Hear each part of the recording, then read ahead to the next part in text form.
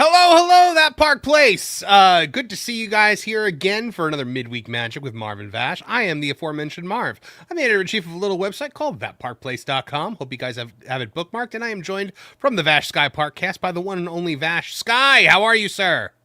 Well, I'm so good to be here today, Marvin, because man, oh man, when you look at the stuff going on at Epic Universe, Disneyland, and all these other different theme parks all across the nation, well, it's no better time to be a theme park fan because, I mean, well, unless you like, historic attractions, that is, or resort hopping or anything else. But at least in terms of news, you've got enough to show on every single day in the theme park world. Guys, this is a brutally honest theme park show every single week. We tell you about the good, we tell you about the bad, and we give you our honest opinions on it. So we've got a lot of opinions about the things happening today, Vash. There's a whole lot going on.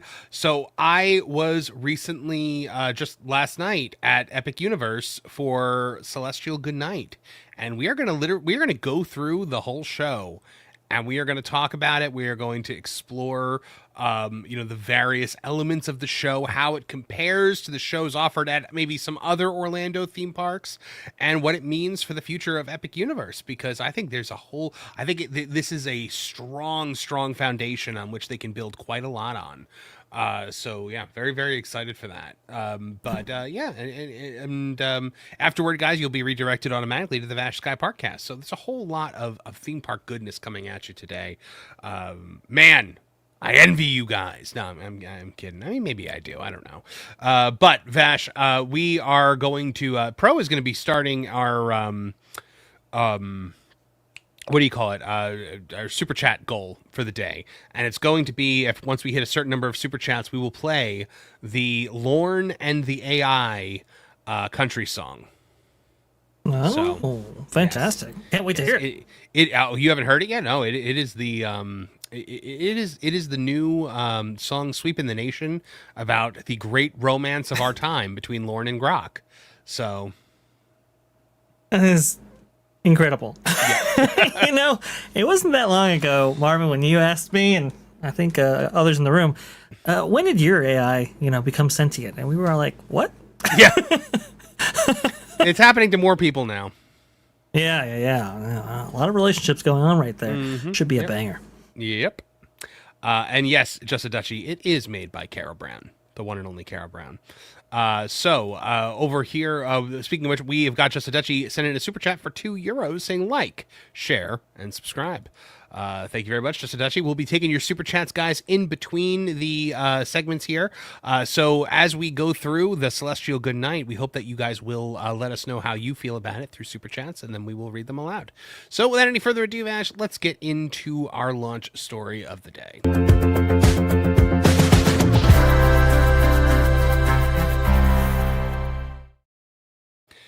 Epic Universe has got a new way to bid you adieu at the end of the day.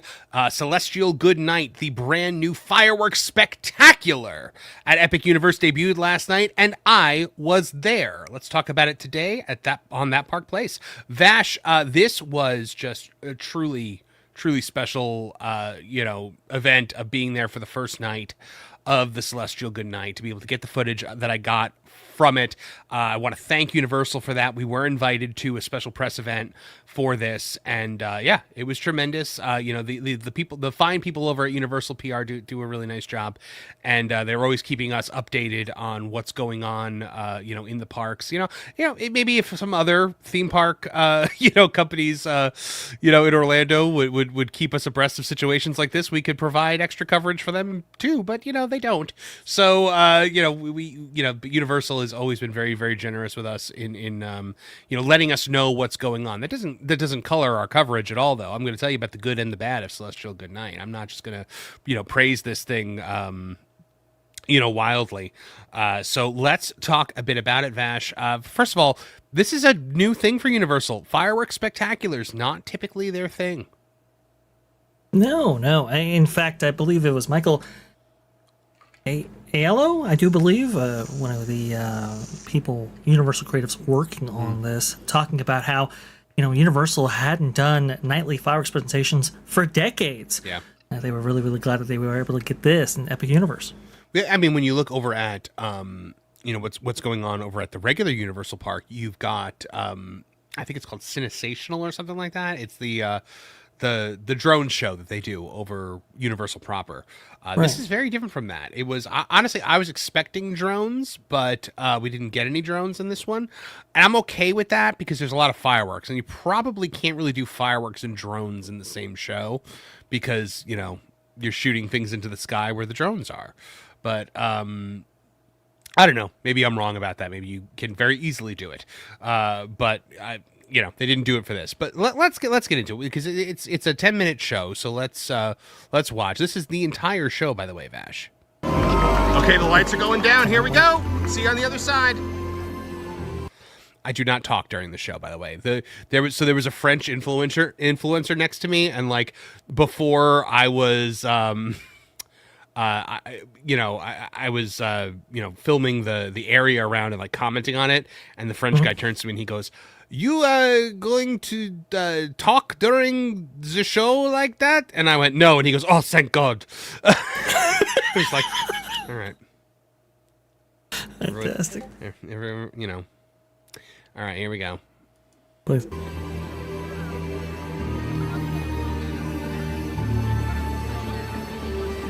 Okay, so right away, I would like to point out one thing.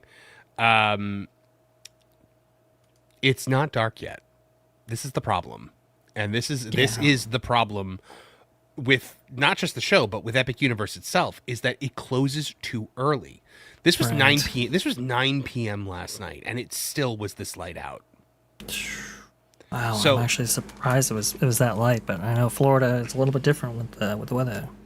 I really don't understand why they don't keep this open later, because Walt Disney World, you're typically open till 10, 11 p.m. Essentially, like, nobody in the park this day got to experience Epic Universe at night other than walking out, because you watched this show, and then by the end of the show, it was fully dark out, but then you had to leave. The portals were all closed once the show was over. Yeah, So- that's no good. And perhaps they've adjusted those hours just a little bit in order to take advantage of that new, after hours party that they're going to have for this park right here, in order to give party goers a little bit more exclusivity while also maintaining cast member labor costs. Maybe it was a balancing act between those. I do agree with you though, Marvin. It's a little bit too light for this show. Maybe even 9:30 would have been just a little bit better in order to have it pitch black out there. But still, Yeah, I mean, it does get dark during the show, so you'll see.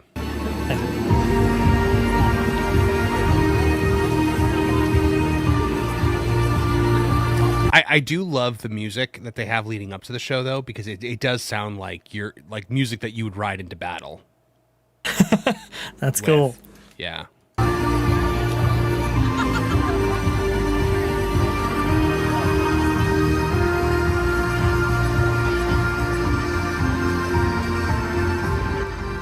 Lower the volume on it a little bit. All right, so here we go. This is the start of the show.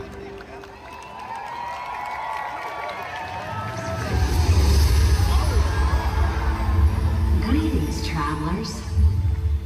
The time has come for the Chronos to align. Across the cosmos, the energy of every portal will soon ignite, channeling the power of the stars as Universal Epic Universe bids you a celestial goodnight. Love this effect.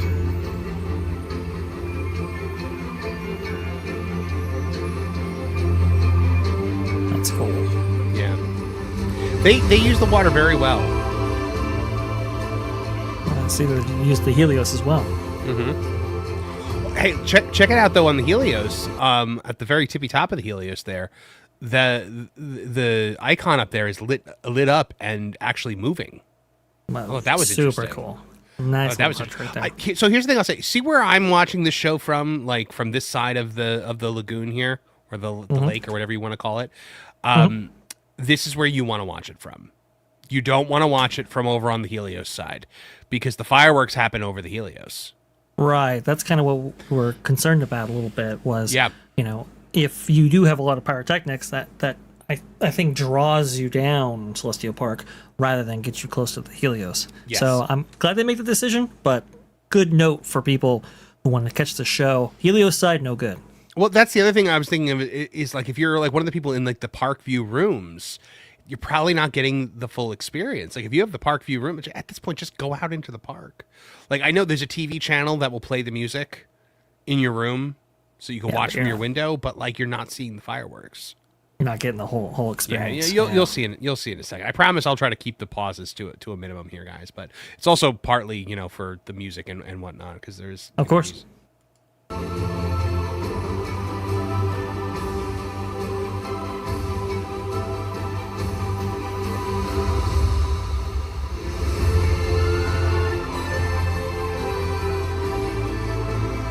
The music is spectacular. It really is. I love this original composition that they did.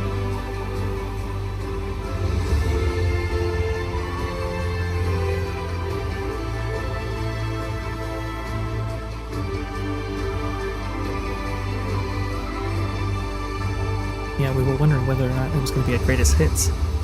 Yeah.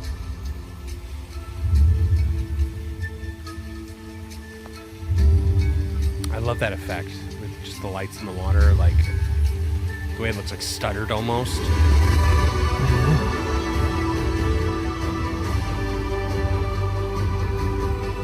So at this point, I was starting to think to myself, like, oh, okay, is it just going to be the fireworks on the side like that? Are they just going to do a little every once in a while?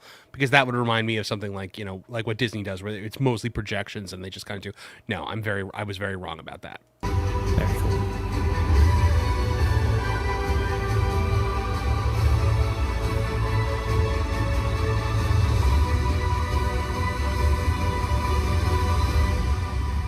Here it comes.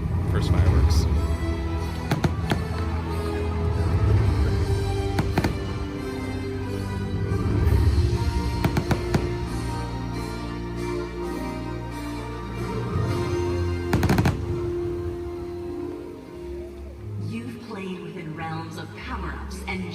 Adventures. Traveled through time using your wizarding magic.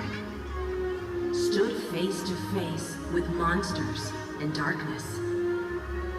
And soared beyond the clouds with dragons. Okay, so I like that also because it is you are essentially and by the way, guys, the full uninterrupted show is being uploaded as we speak to Park Hoppin', so you can check that out as well if you want to watch it without us yapping. But I like how they're framing it as like you've done all this throughout the day and this is the punctuation to your day. Like it's like your whole day has been one giant story of going to all of these various different places. And now this is the final chapter, right? This is the thing that bids you goodbye. I like that because it wraps the show into the entire day. And by the way, Ken Reinhardt asking how the cupcakes were. They didn't give cupcakes. They didn't give any. If they had given any kind of gifts or anything beyond just a press event, I would not have taken it and I wouldn't have gone. So we don't accept those things. I know he's just joking, but I do want to make that clear. We do not accept those kinds of things. People at Dollywood offered to let us in for free and we said no and we paid. So, it was we were just there to cover the show. Now, Celestial Park invites you to a final celebration of these epic worlds. This is just Josh, and I know you are, buddy. Already more fireworks than I expected. Yeah, I'm actually surprised by the amount of pyro even in this attraction right here.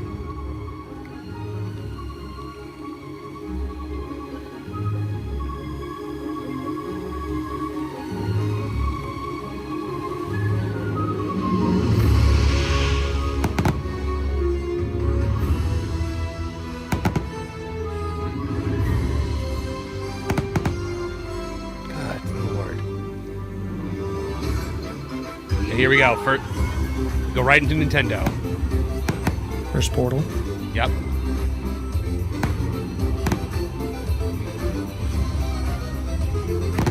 I had the biggest smile on my face during this section. I'm sure. Very nostalgic. You really see the range of color here as well. I'm gonna hit the pause button there just for the copyrighted music, but Sure. yeah, no, beautiful range of colors for this section. You got the reds and the greens for Mario and Luigi, and you know, it's just hearing, like, watching a fireworks show to Nintendo music, like, that was just like it struck a chord in me that I didn't know existed. I was just kind of like, oh, this is a thing I never knew I wanted, and like, now that I have it, I love it so much. And they've played Nintendo music with their fountain shows before. Like, I've heard them play some like really like obscure Nintendo songs. Like, they played Jump Up Superstar from Mario Odyssey and stuff like that to it, and that was, I saw that while I was up on top of the Helios, and that was pretty cool. But yeah, this is you know what's so funny though is when I hear this song, which is just, you know, the main Mario theme, my first thought is from the Super Mario Super Show, where it's take one step and then again let's do the Mario all together now. Fantastic.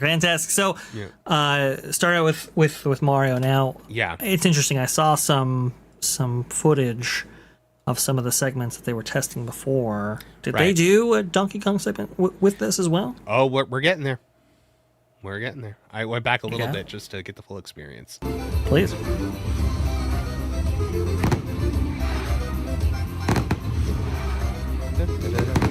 Just like that.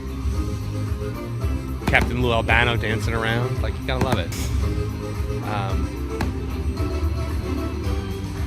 I love nostalgic. the colors of the colors of the you know, you got the Mario colored fireworks. And here you go. We switch right to Donkey Kong.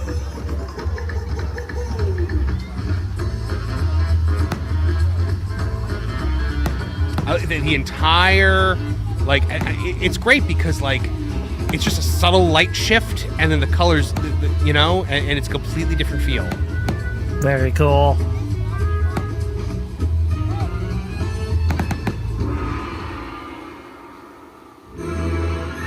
Now we're Harry Potter.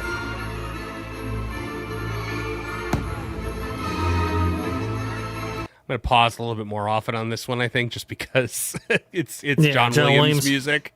But hearing that John Williams music hitting right there, I mean, perfect, right? Like, just really, really nice. Again, you know, Harry Potter fireworks, the thing. Like, I've always felt that they should be. Weren't they doing some kind of nighttime show on Hogwarts? It wasn't fireworks, but they were doing like a Yeah, I projection believe show at least. They've had a couple projection shows, at least at Universal Orlando. I know for Hollywood they've had projection shows as well, both at Christmas and I think at Halloween as well, if I'm not mistaken, there with drones, actually. So that's pretty cool. Go ahead, please. Like, now that we're like kind of halfway through this, I want to say what it reminds me of. It reminds me of Wishes. And for those of you that don't know what Wishes is what was the show that was at the Magic Kingdom. This was before Disney became obsessed with the projections on the castle being the core element of the show. Right. Wishes was done just through lights, music, and fireworks, and it told the story so perfectly. Instead of just being like, "Oh, look, the castle got turned into a graham cracker," like it was just fireworks and music and story, and that's what this is. It reminds me so much of Wishes, and like that's what I kept thinking as it was going on. I'm just like, man, this is like bringing me back to Wishes, and like I still listen to the Wishes soundtrack. So Yeah. No, Wishes was a phenomenal show. Obviously, lasted many, many years, and was actually incorporated partially into Remember Dreams Come True over at Disneyland. So I remember that soundtrack well. Wishes, yeah, like that's how I used to sing it. Dreams come true. Sorry. Yeah.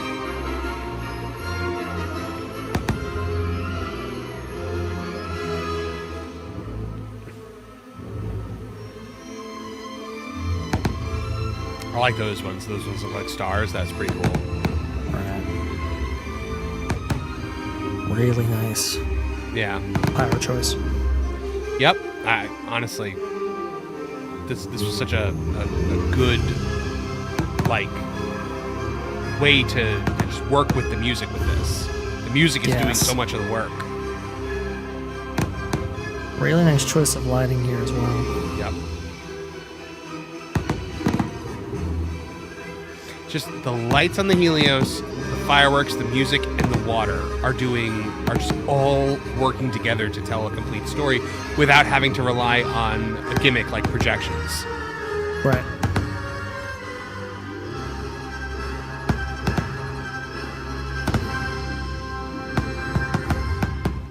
Beautiful. It's interesting. Some of those, fountains, This one they right kind here, of Vash. obstruct the. Oh, please. Yeah, I was just saying this might be my favorite segment here. But what were we saying? The fountains obstruct what? The fountains obstruct the Helios. So in this way, better not to go with projections on the Helios. I thought it would have made a fantastic surface, and maybe they will in the future. But at least for now, with the incorporation of fountains, the Helios is a little bit obstructed there. So the fact that they're only going with lighting that really enhances the fountains and obviously lets the fountains shine. A nice move. It's a nice restraint there. Yeah. So I like how like the water comes up and it obstructs the Helios, and then it comes down and reveals it again. Right.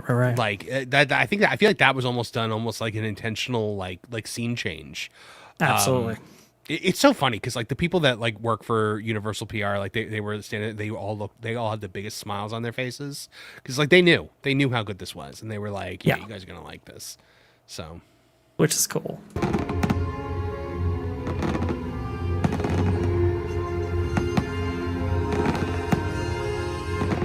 So this is the Dark Universe section.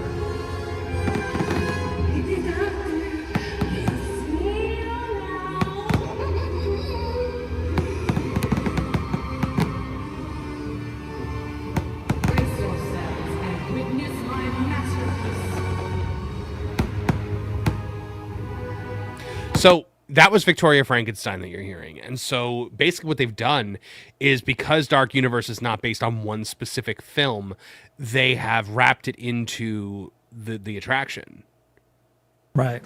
They've wrapped it into the Monsters attraction in Frankenstein Castle. So which is a nice idea, right? So, obviously you have a couple of storylines playing out in Darkmoor. I do like how they've really brought out the attractions themselves in this, as well as highlighting those franchises. And I think it makes it feel, like you were saying earlier, Marvin, a more complete park experience because of that.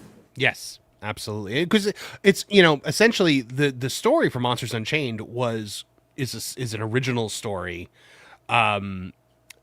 for the attraction. So it's not based off, it's based off of obviously Frankenstein and Dracula and all those movies, but it is an original story. I consider it a park specific story, and to wrap in a park specific story into a fireworks show, I think that is chef's kiss awesome. I think it's awesome. I think it's really cool how they're leaning into the park the way they are. I remember Dreams Come True at Disneyland used to do that. It used to be one of my favorite aspects of that previous fireworks show. Also too, Illuminations, I think, did that to some extent as well. But I really do like how Epic Universe is really leaning into itself here to create a complete experience, as you were saying before. Mm-hmm.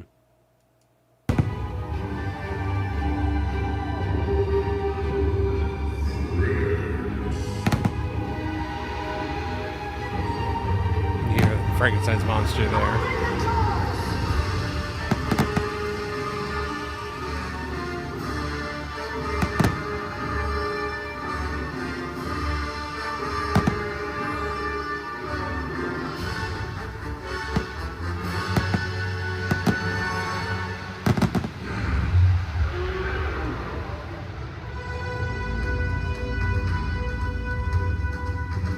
Now we go into How to Train Your Dragon.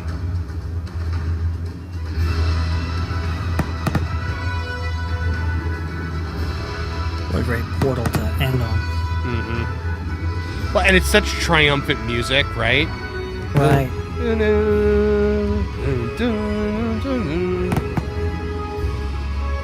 Score, one of the best parts of that franchise. Oh, yeah. It's such great theme park music, too, when you're walking through the land.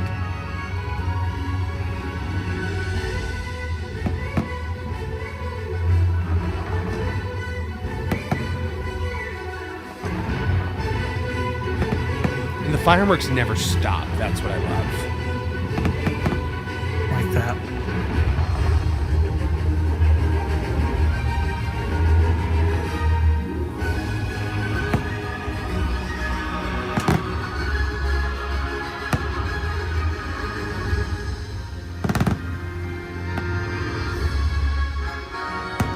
finale here.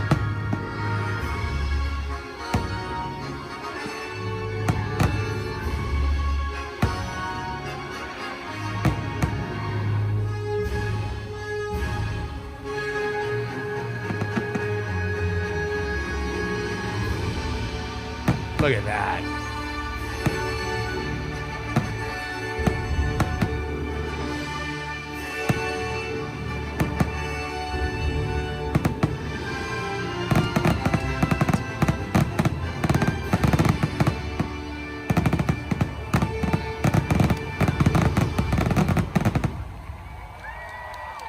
Man, Right? quite nice. Yeah, Universal Creative showed up, man. The entertainment department really did an incredible job here. I love the go ahead, use listen. of the at the end there, because it's Of course. done one time. It's just one time right at the very end and caps it off for the finale, as opposed to the parade that they have in regular Universal Studios where it's constant. And, Right. like, it's between each float they play that, and you're just, by the end of it, you're just like, I hate that song now. But I mean, like just take a look at that final moment, that finale, one more time. Yeah. They break it up too.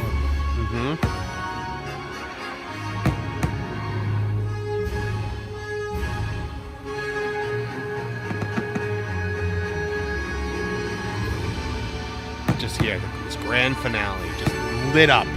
The water going ballistic.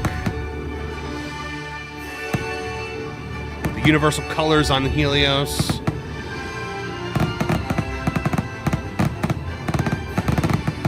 There you go. I like this. A little bit of breakup right there. Gorgeous. Fantastic. Yeah. The amount of pyro is actually pretty stunning, because we've seen Disney, over the years just They've kind cut of back whittle on away it. at their pyro. Yeah. Yeah. Yeah. Well, And that's a Di- conscientious decision, right? Yeah, with Disney, you've got like projection. Like it's the projections are the things that you're supposed to be looking at.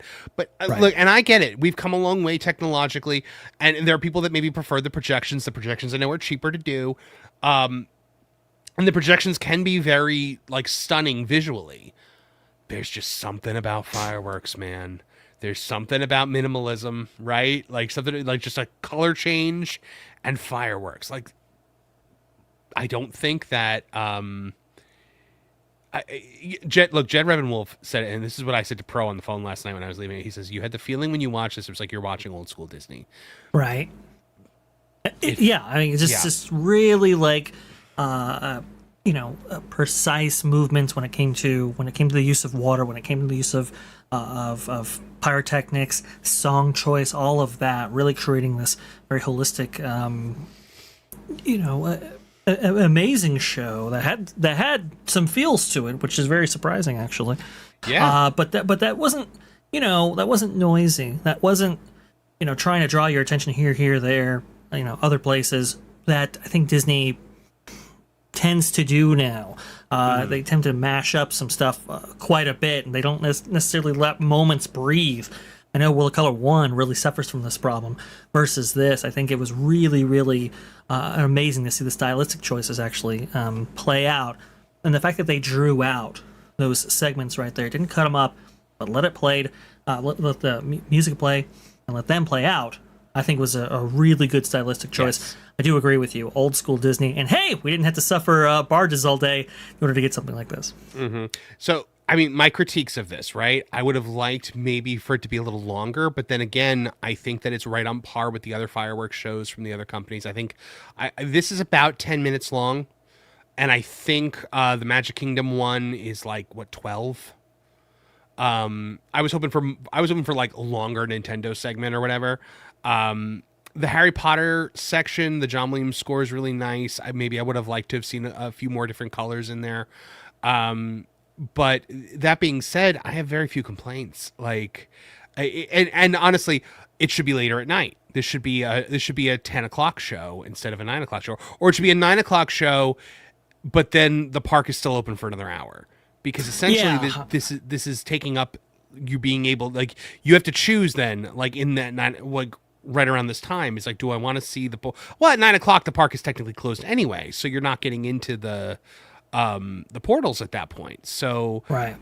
yeah, I mean, Operationally, that can get a little dicey as well because now you're forcing everybody out right after the pyrotechnics actually, are showcased here, which you want a little bit of a staggered closing. So I do agree with you. Maybe an additional hour would free that up just a little bit. But go ahead, please. and that's more of just a general note about Epic Universe in total, is that we just want more of it at night. We want more of it to experience, because the park transforms at night. It really does. Like, it becomes an entirely different experience. Now, here's the other thing that I like, Vash, is that around this area is stadium seating, essentially. Like, you've got like so you don't have the problem you have at, say, Magic Kingdom on Main Street, where like you got the tall guy in front of you, everyone's standing up, people are putting their kids on their shoulders so because their kids can't see.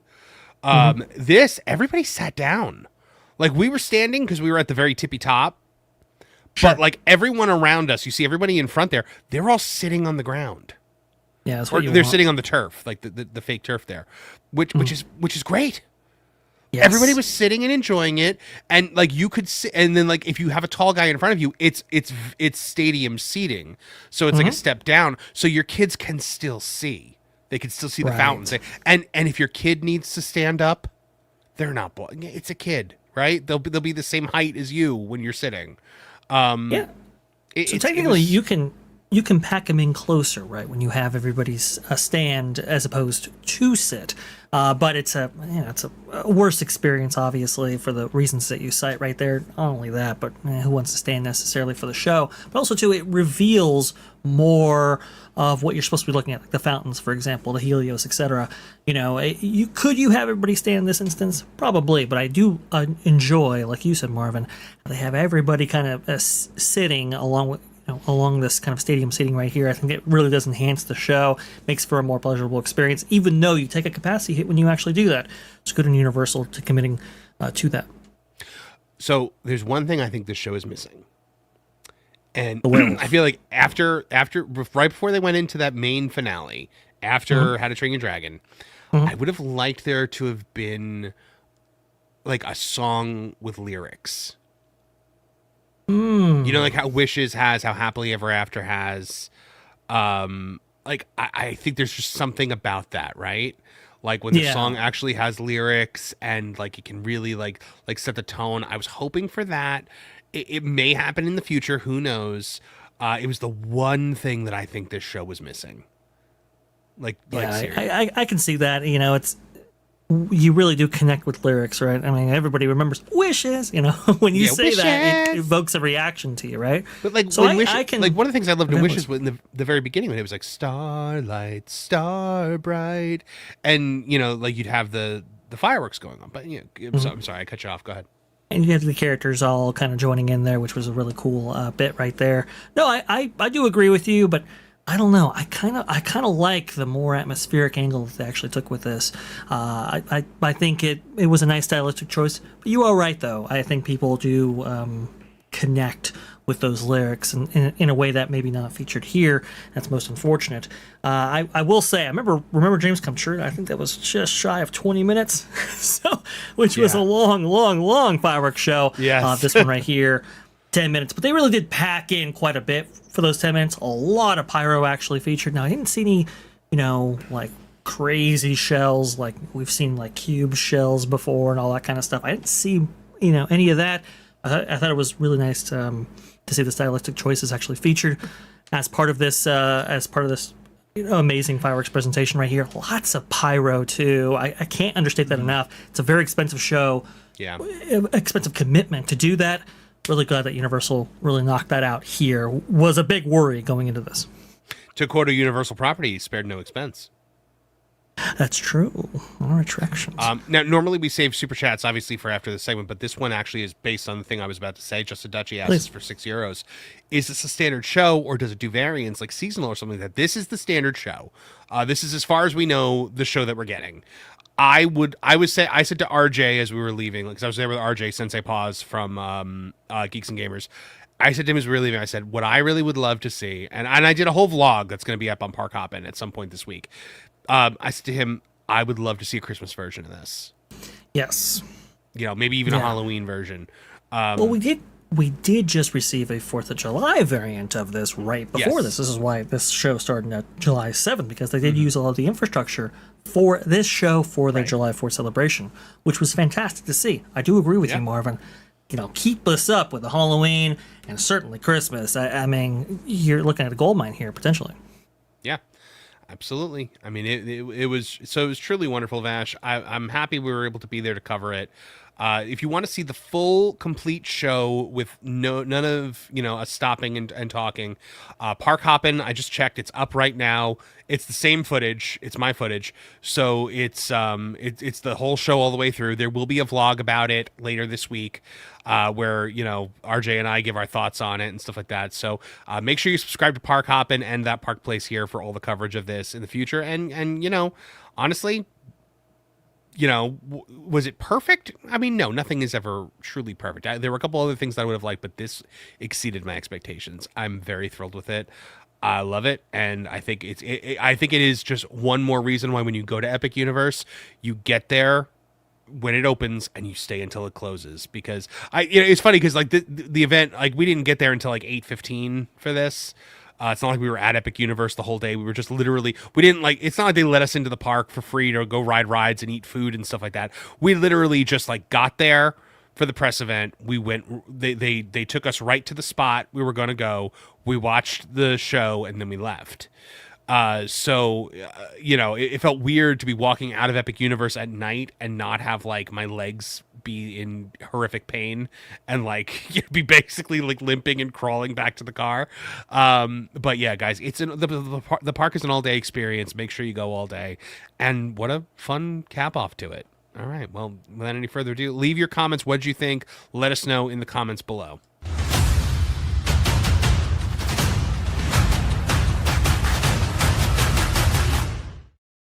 All right, we got some super chats here, Vash, because people wanted to comment on this.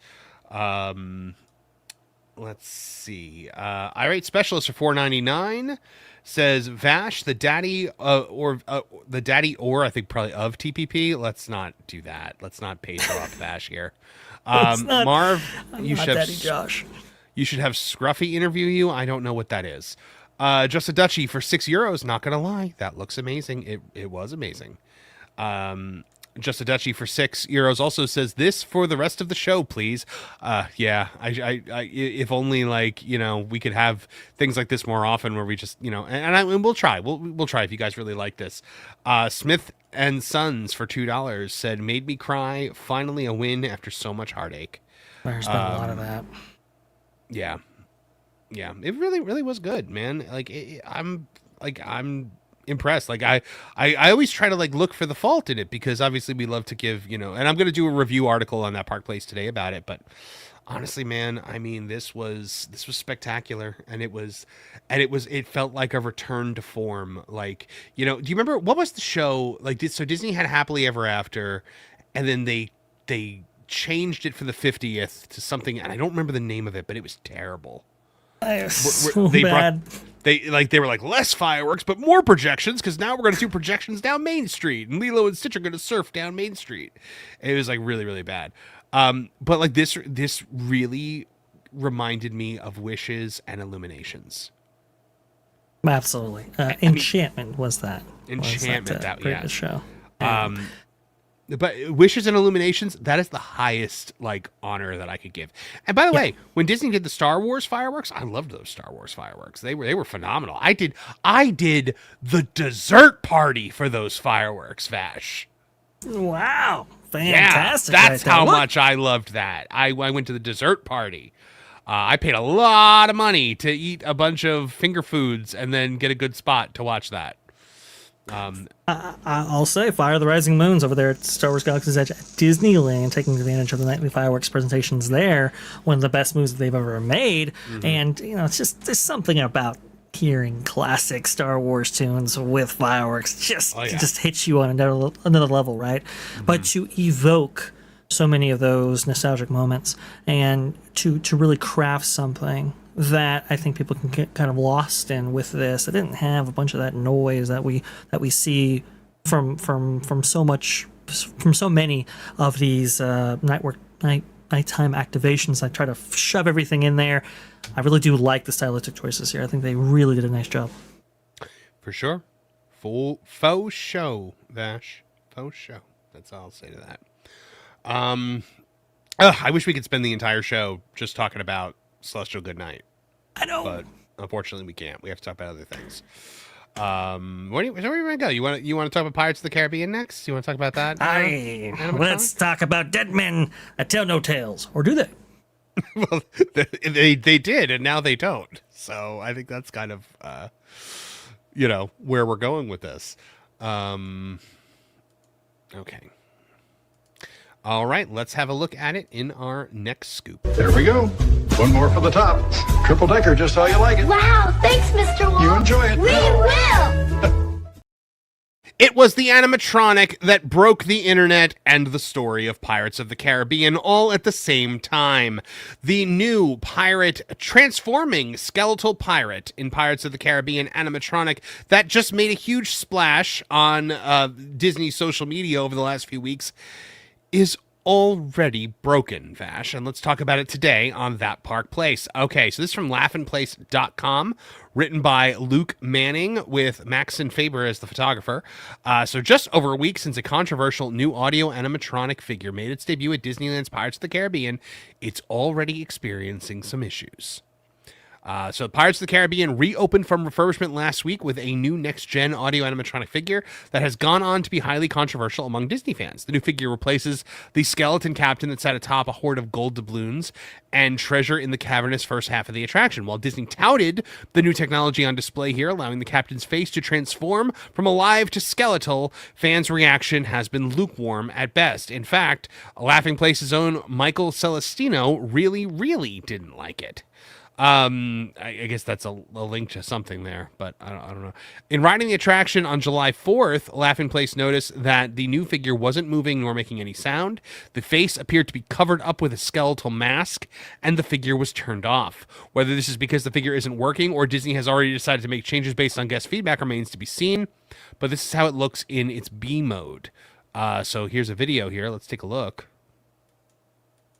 Oh, maybe not. Maybe we won't take a look. All right, I guess not. All right, here's a video. Let's take a look. So can I kill the audio? There it is. Okay. So we're gonna kill the audio on this because we don't want to get dinged by Disney, and they will. Right. And the most important thing to realize about this is that with this, figure in B mode, there is no audio that plays, which is a very important part of the story because. The audio that played before, it was like, it was like this really over the top grunting that used to actually occur that you could actually hear throughout the various show scenes before and after. Thankfully, B mode, nothing. Is this in the right area here? Yeah, you want to go forward, probably about halfway into the video. So, I think you're going to get there. Okay, beyond this even. Yes, yeah. This is very different from Walt Disney World's version, isn't it? Very much so. Yeah, we have quite a few. I thought they were the scenes. same. I thought they were the same thing. No, Marvin, you got to come over to the West Coast. I really do. Okay, here it is. Really liked. There you go. Here it is. So right now, up to this point, we've only seen skeletons. Right. And now we're seeing this pirate turn into a skeleton. Yes. Now, this is, I think, the B mode version. Is that right? Or right. Oh yeah. Okay. This is the regular. This is the regular version. This is the working version. Yeah. Yeah, this is the working version. Very important to go over the fact that he's right now going. It's okay. Like this I'll turn on the audio for this part. Sure.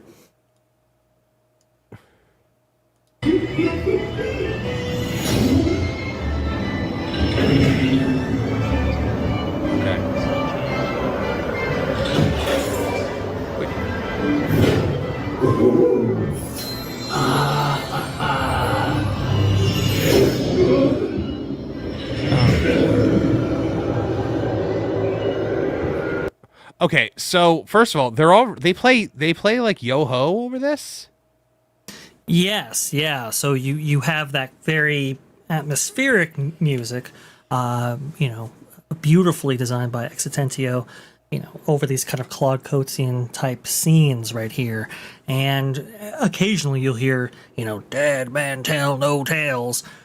But then on top of all of that, they've layered this audio on there very haphazardly. And so part of the problem with this that really sticks in people's craw is not so much that he's animated and it breaks the story, as you so beautifully pointed out, but it's distracting. And it's actually detracting to the scenes both before and behind it.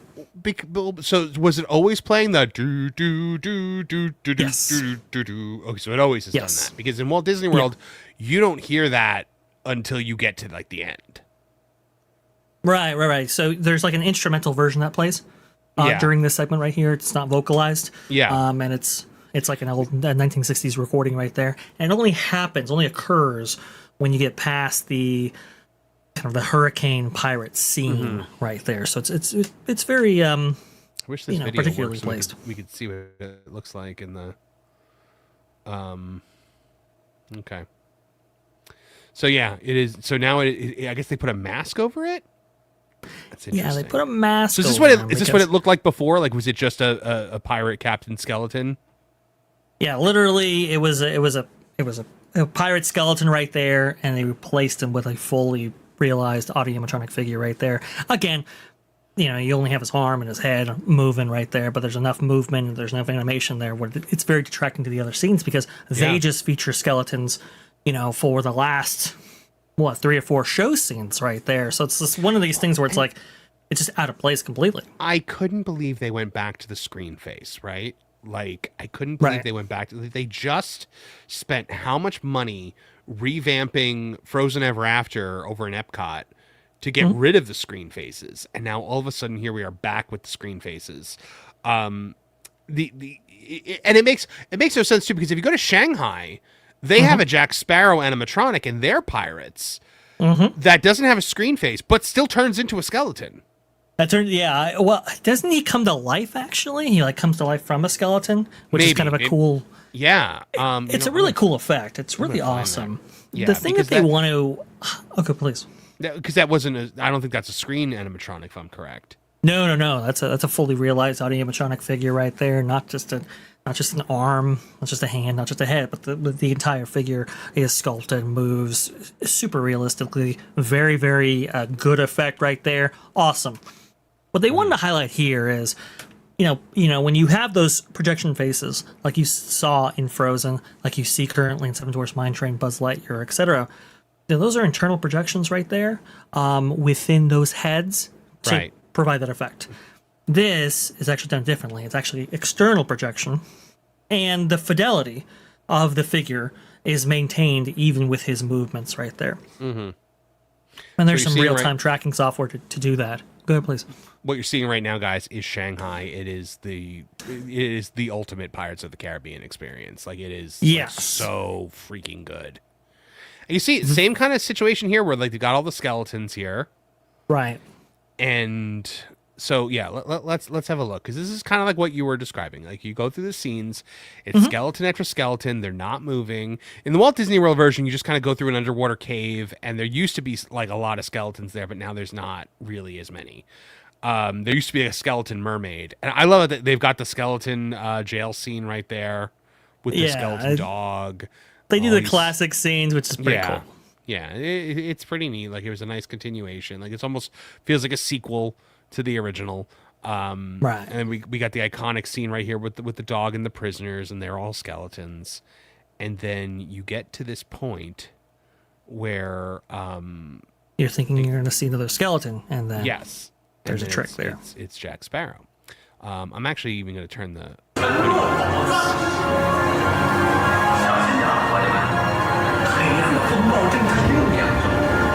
Yep, see, there's the skeleton right there. And then it becomes a Jack Sparrow animatronic. What a cool way to take you out of there. Super cool effect. But it's a real animatronic with a real animatronic face and not a screen. I love that. That's super, super cool. Right. So that's that transition point, right? To take you Yeah. from the skeleton world to the living world, and now you have living figures from beyond that. Pirates of the Caribbean at Disneyland was structured in a very similar way, especially when Kim Irvine actually came in and added a scene, I believe in 2017, 2018, around there, to have this delineation point between the skeleton and the real. This breaks that entirely because this is the scene right before that transition process. So, like you said, breaks story, breaks immersion, breaks It reminds me of what they did in Walt Disney World with Haunted Mansion. Exactly, and that's yep. In the Haunted Mansion in Walt Disney World in Magic Kingdom, you go through and you don't actually see a ghost. You just see like haunted happenings. You have the Right. one guy trying to get out of the casket, but you just see like things moving and the floating candelabra and the cold and stuff like that until you get to the seance room. And when once you get to the seance room, that's when Madame Leota conjures the ghosts, and now you can Right. see them. They decided they needed the Hatbox Ghost because merchandising, and because of that, the Hatbox Ghost is just right there in the front of the ride, by where the Donald Duck chair used to be, and In this now, hallway. yeah, it completely breaks the story of the attraction because at the end of the day, Vash, there's a really important reason why they do things like this. They don't care. Yes. No. They that- don't give a crud about this. Honestly, And Dreamer's It's- Point is the antithesis of the idea that Walt had this incredible optimism and hope for the future, that if we all work together and we all dream together, we could build the impossible and make it our reality. you think Tony Baxter is breaking the immersion of a ride just because it wants to get a merchandising character in there? You think Tony Baxter is making asinine statements like this? And so what we've tried to do is really bring that shape language from the architecture. But like what we love to talk about at WDI is shape language. And we often refer to shape language. I'm pretty sure when Tony Baxter was at WDI, they weren't talking about no shape language. I'm pretty sure as well that conversation doesn't actually take place. But the conversations that took place, at least back in the day, like you said, Marvin, Claude Coates, Mark Davis, right? I think Mark Davis really was a little bit more, character oriented. Versus Claude Coates, who was very much more atmospheric, right? And that comes Right. from his animation background, artist background, actually. So that this is why you have these delineating points between these attractions, both being at Disneyland's Pirates of the Caribbean and Disneyland and Walt Disney World's Haunted Mansion, right? So when you break that with the Hatbox Ghost, you've now taken an effect that I think everybody would have, otherwise appreciated, which they certainly do when it comes to Disneyland's version of the Hatbox Ghost in the Haunted Mansion. But now you've taken it and you've broken the story, and now you don't appeal necessarily to anybody. I think that is taking place here. Also, too, this is a showcase for new technology. This was, Bloomberg including a quote from an Imagineer saying that they are testing these technologies using classic attractions to do it. And Bloomberg actually made the case that this might actually be a test showcase for attractions coming to Abu Dhabi and so forth. So it's not like this is done to enhance or plus this attraction. No, they utilized a classic attraction, broke the story in order to test out their technology, which is the worst way to do it. Yeah, you're 100% right. So no, because some people are like, oh well, because it's in B mode now or whatever, or it's got the thing over it, it's disabled. They're like, oh well, maybe they listened. They did not listen. No. Listen, they did not listen. Now listen to me. Yes. The Walt Disney Company does not care about your complaints. They Correct. They did not change Enchanted Tiki Room under new management until it literally burned down. Yes. Like yes, that they will die on that hill of them being right and you being wrong. Because remember, Vash, this is the company that has never made a mistake. That's very true. And they didn't listen, right? Because this was only down for a day.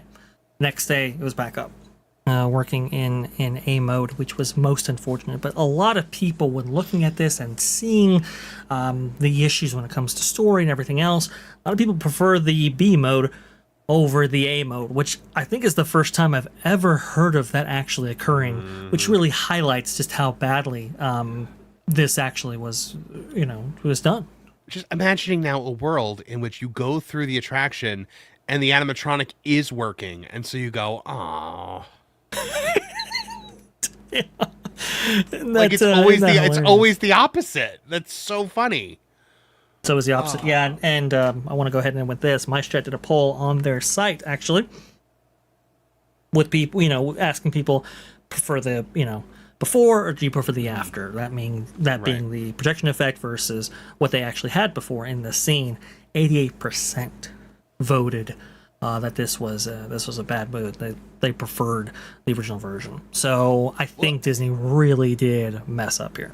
It's so funny because like the super shills are probably all praising this animatronic and what a great move by Disney to bring such modern technology into this ride. And then the day that they take it out, the shills will say, "Great move by Disney getting rid of that. It completely broke the story." We saw it with Enchanted Tiki Room under new management. They did the same thing. The king shill of all shills, Lou Mangello, was like, "Oh well, it's about look them listening to the people." I'm like, "You praised this attraction. Shut up." I am very confident that will actually happen because, we used to have in Pirates of the Caribbean at least Disneyland's version, we used to have the waterfall effect right from Davy Jones, and people I think after a while didn't necessarily care for that, and they took it out, and people praised that decision. I do think there will be a rethink on this, maybe not in the near future, but probably 5-10 years, somewhere around there, they will have rethought this, have taken it out, and everybody will go, yeah, that was a great move, including, like you said, the shills that are defending it today. James Holt ATV, by the way, says, "I heard they put the original skeleton back." It's not what I'm hearing. Is that what you're hearing, Vash? No. They just put a mask over the one. They just put a mask over this one. That's because they wanted to hide that projection surface while that projector was down. But he is back working, operational, functional, all of that. No audio changes from what I've been able to track, etc. Yeah. What was I just gonna say? Before I took that comment was we had the Davy Jones thing, and I actually liked it. But I understood. I didn't like it when they changed it to Blackbeard. They changed it to Blackbeard when on Stranger Tides came out, and everybody was just like, "Oh," and that was kind of weird. The one thing they used to have in the Walt Disney World version that I loved that I didn't understand why they got rid of, probably because it didn't work very well. They used to have lights in the water that were moving through the water to look like mermaids. Right, I did see that. Yeah, and as you went through, they would be playing like the mermaid. You'd hear the mermaids singing, and I always thought it was really creepy and really pretty.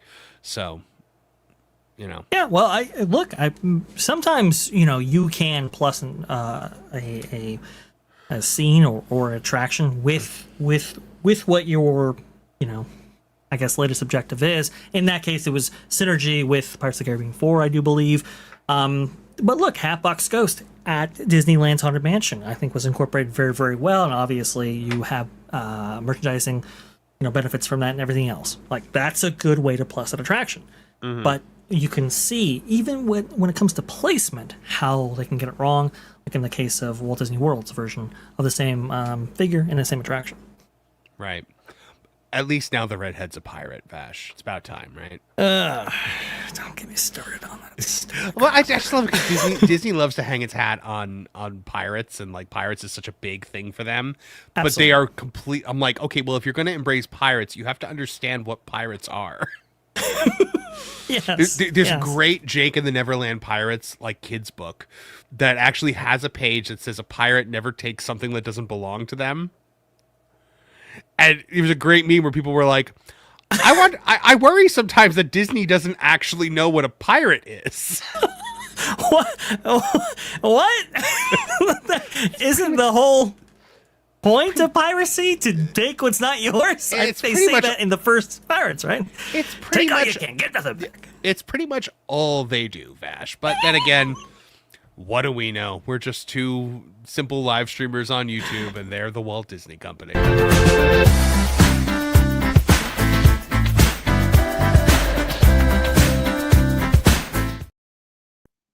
I want to actually find that image and put it up there. Hold on. Jake and the Neverland Pirates. Jake and Pirates never takes something. Let's see. I don't think we can Disney-fy pirates and pirate lore. I don't think that's a possibility. And I know Disney would like to do that. I just don't know if that's going to actually take place. Yeah, okay, here it is. I'm pretty sure this is real. It's actually like in a book or something like that, but I found Please. it. I found it. Let me just load it in. Right here. And Remember, folks.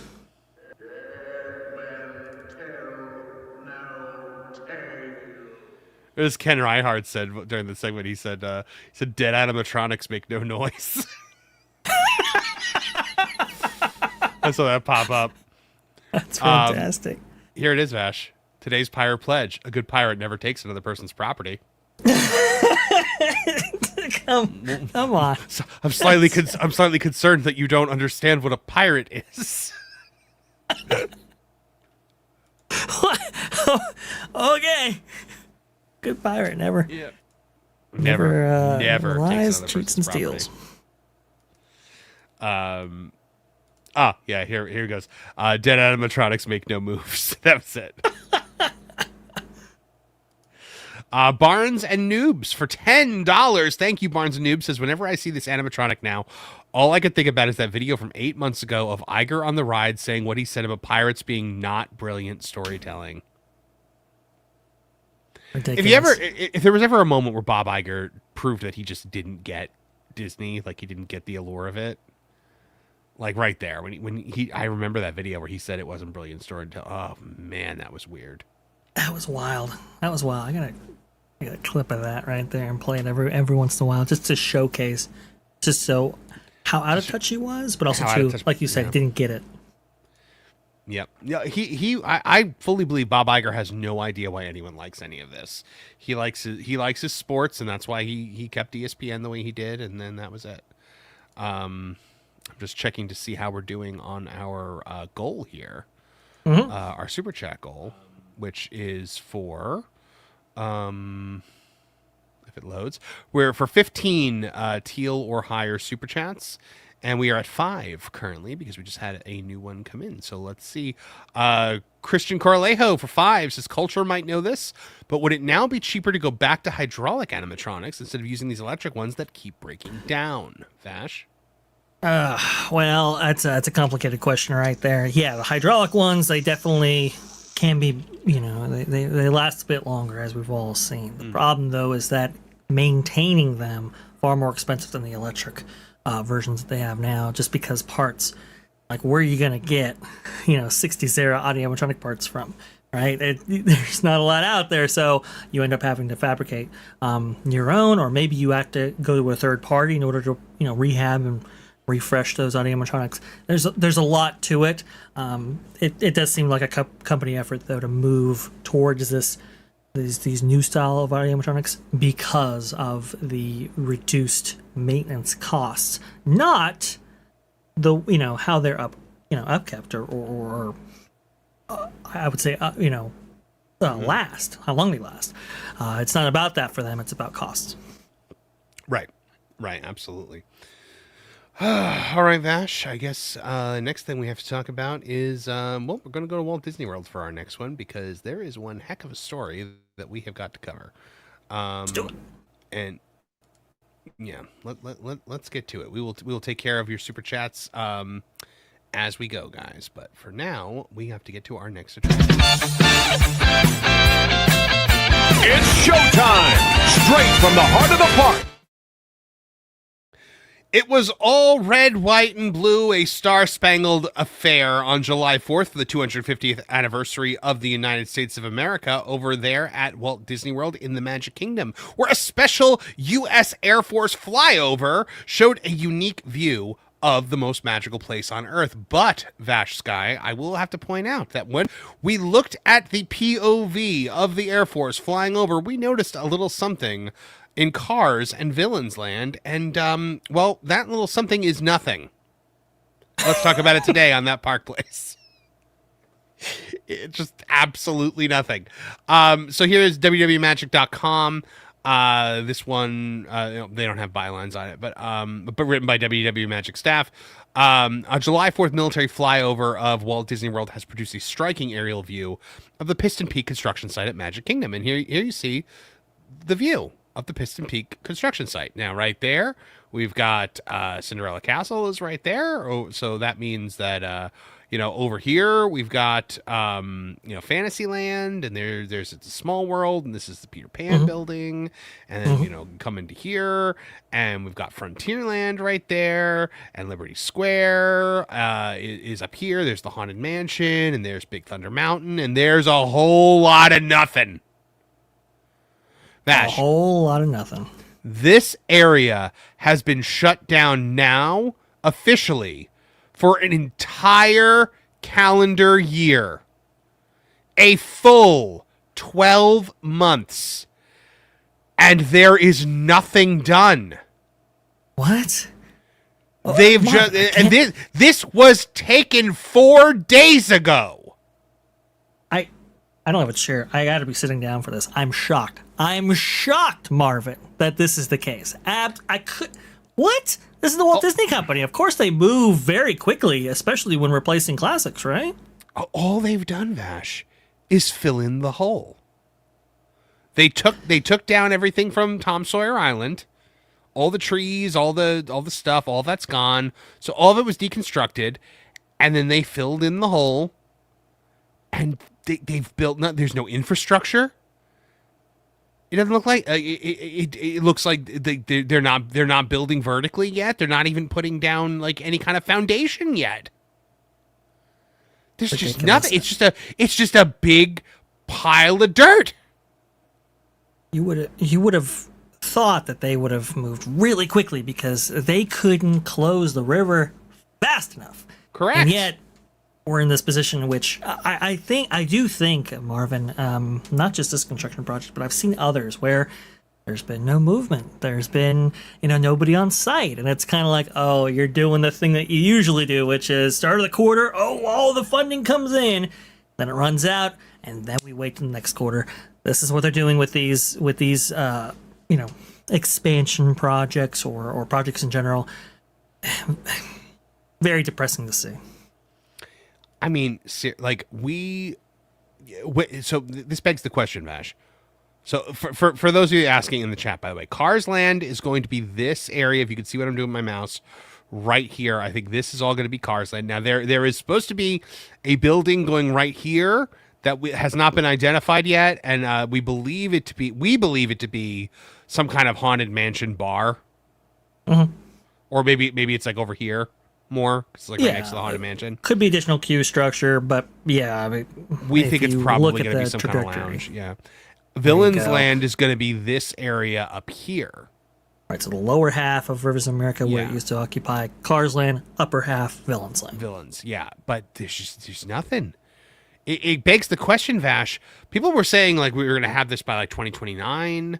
I don't think this is done before I don't even think it's done by 2030. I remember Star Wars Galaxy's Edge construction at Disneyland. I mean, it was a 3-year process, and construction, I don't think it ever stopped. I mean, it was just going and going and going. They were trying to rush to get that in. At this pace right here, minimum 4 years, maybe 5. Well, I mean, look at like it took them forever to build Tron in Magic Kingdom. It took them forever to build Guardians of the Galaxy Cosmic Rewind. That was just one attraction. This is 2 theme park lands with presumably multiple different attractions. We don't know anything about the attractions at Villains Land really yet. We've heard a lot of rumor, but I don't think Disney said anything official about that, have they? Right. No, they haven't said anything official about those 2. We know that there are some show buildings there that necessarily suggest that there will be multiple attractions there. We know of 2 attractions coming to Cars Land, right?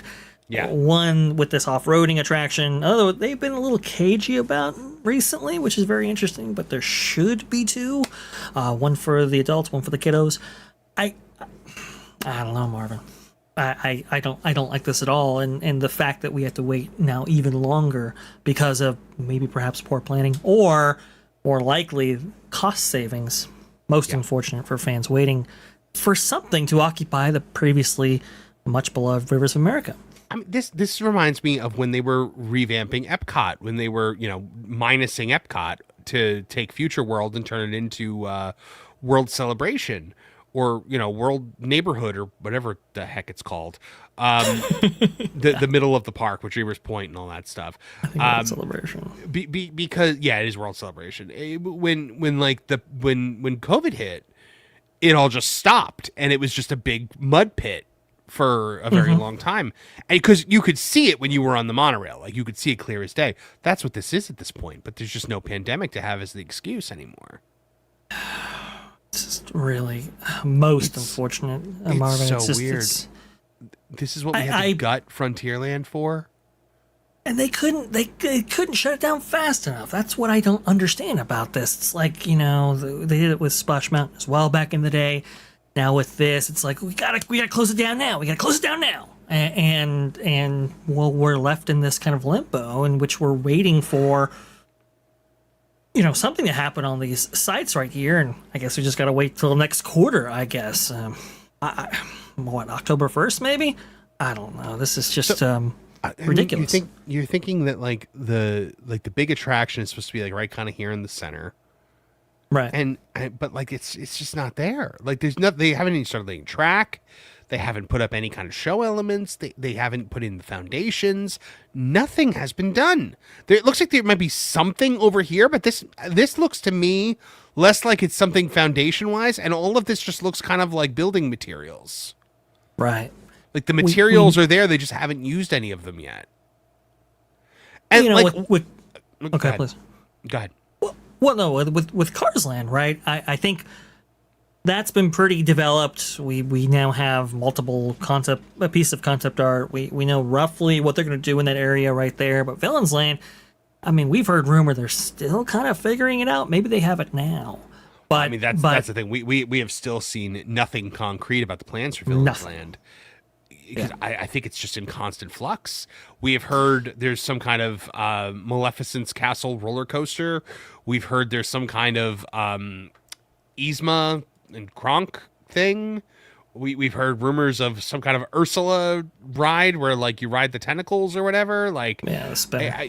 There's so many different things that we're hearing about, but like, who knows if any of it's true? I mean, we know there's supposed to be a roller coaster because we saw it in the concept art. I think it's safe to say at this point that concept art, you throw it out the window. Basically, yeah. That's like the first version of the Star Wars Galaxy's Edge concept art. You just throw that out the window and or New Fantasyland. Right. So, okay, well, maybe we can expect an update maybe at D23. But for the meantime, I just don't think we'll see any progress because I think they're back in this mode of having to stretch out their capital expenditures from quarter to quarter. So do you think that's what this is? Do you think that they're back to the drawing board? Like maybe like even with Cars Land, like, oh, okay, the thing we had planned isn't going to work. Let's figure out what we're doing. Because that's the only reason I can come up with for why we haven't actually started construction yet. Well, I think that's what's going on with Villains Land. I don't necessarily think that's what's going on with Cars Land. I think with Cars Land, they did change it a little bit from their first piece of concept art they released after D23 had concluded, showing that it was going to replace the Rivers of America. They did add a little, more water features. Like apparently they heard the criticism, they heard the pushback, whatever. And so they changed plans a little bit. That being said, though, I think overall this is just them. Okay, look, we have 4 quarters in a year. At the start of each quarter, we'll go ahead and fund these things. But we will limit our capital investment for the entire quarter. And so that way, when it comes to profits and losses, by the end to investors, we look on the up and up, even though, they are maintaining that capital investment very, very, very carefully in order to come under that IO. Yep. Well, guys, again, this Cars Land thing, this Villains Land thing. Villains Land is a thing that I think we all wanted at some point, somewhere. I don't think anyone was really thinking Magic Kingdom for that. There was a long time ago where we had heard that a Fifth Gate was designed to be like a villain's park. But I think that concept is washed down the drain. Then I know the idea of bringing Cars Land to Disney World was a thing that a lot of people celebrated the idea of, but I think they were thinking more like Hollywood Studios. I don't think anyone was expecting, let's destroy Frontierland. Let's completely obliterate Frontierland and make it just Frontier Street. Now, I mean, and here's the other thing I don't understand, Vash. I assumed that construction was moving because the construction walls have moved and have taken over things and shut things down. Westward Ho is gone. Where Big Al's is gone. These like staples that have been in Frontierland forever are gone now because of the ongoing construction. The walkway is gone. The boardwalk, the little walkway that you used to be able to take to get away from the crowds in Frontierland. Thankfully, you don't need it anymore because there are no more crowds in Frontierland because nobody wants to walk through that, especially when the only thing at the end of it is Tiana's Bayou Adventure. But you're dealing with, they're taking more away, and it's like, well, for what? You're not doing anything.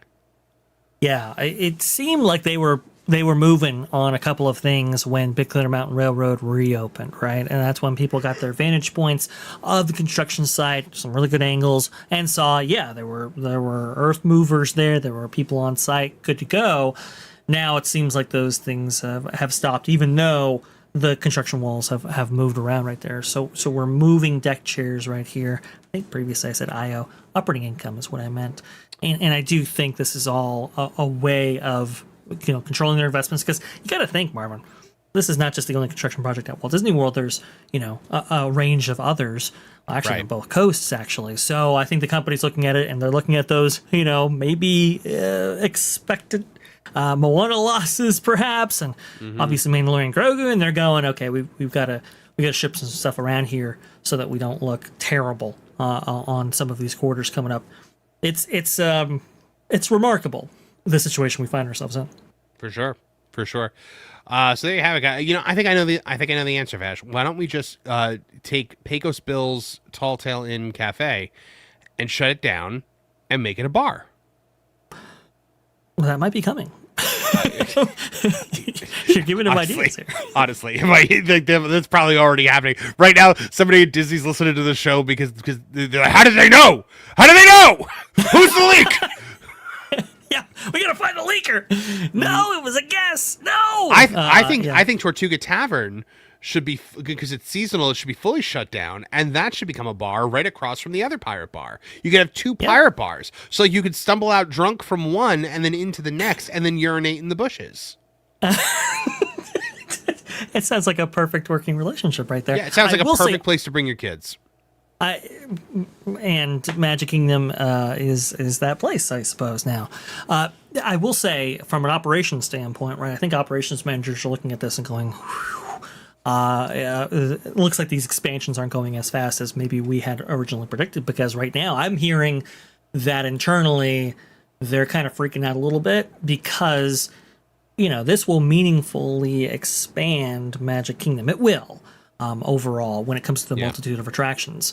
But the transportation to and fro across Seven Seas Lagoon and the amount of demand that will place on the existing transportation options like the ferries, monorails, and everything like that, they kind of don't know what to do fully.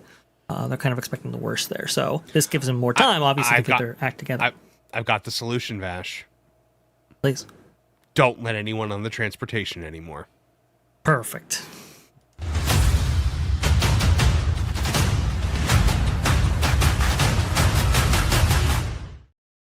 We say that in jest, but that's coming. So, I honestly though, that might be part of it. I don't think they're going to start limiting the. I know Pro thinks that they're going to start scanning you at the boat and at the monorail and stuff like that to make sure that you're at a resort or whatever. I don't think that's going to happen. I think it is solely that they want you to be paying to park somewhere in order to go. I think the Disney Springs workaround was just about the parking fee and nothing else. So at least that's what I hope. Who knows? I could be wrong. Yeah, I've heard that. Okay. This company is the definition of my expectations were low, but oh my goodness. Yeah. How low can we go?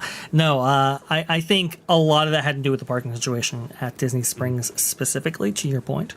And so shifting around some of those parking assets to other places, I think was part of that move. I think are more moves that we're going to see, but I don't know if the ferry or monorail access from the TTC is one of those. Absolutely. We got a super chat here from Christian Coralejo for $5 off topic.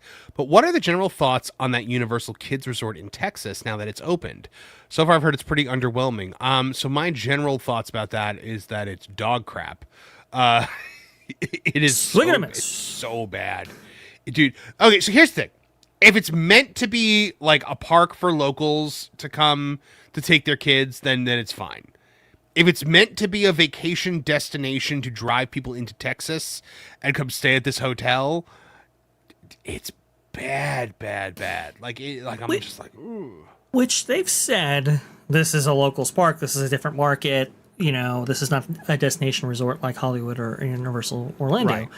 That's fine, but then they put the hotel in there. So they kind of wanted a little bit of that cake and eat it too kind of thing.